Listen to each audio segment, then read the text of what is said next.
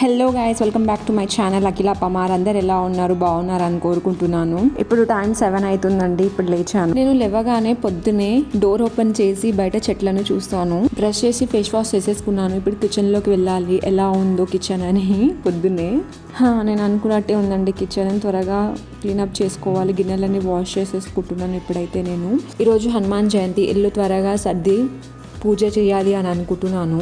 కిచెన్లో పని అయితే అయిపోయిందండి. ఈరోజు నేను హెడ్ బాత్ చేయాలి అని అనుకుంటున్నాను. కాబట్టి నేను ఆయిల్ అప్లై చేసేసుకుంటున్నా ముందే 1 అవర్ ముందు.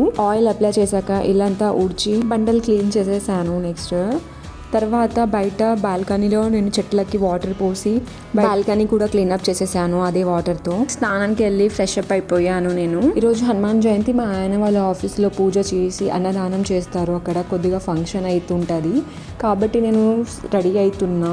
శారీ వేసుకోవాలి అనుకున్నా. నేను ఎక్కువగా శారీస్ వేసుకోను కానీ ఎప్పుడు వేసుకుంటున్నాను ఆఫీస్లో కదా అని. ఇక్కడ పూజ టైం అవుతుంది, త్వరగా రెడీ అయ్యాను. కమెంట్ చేయండి ఎలా ఉన్నాను.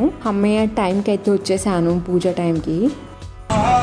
ఓం రావే స్వాహా ఓం కేతవై స్వాహా ఓం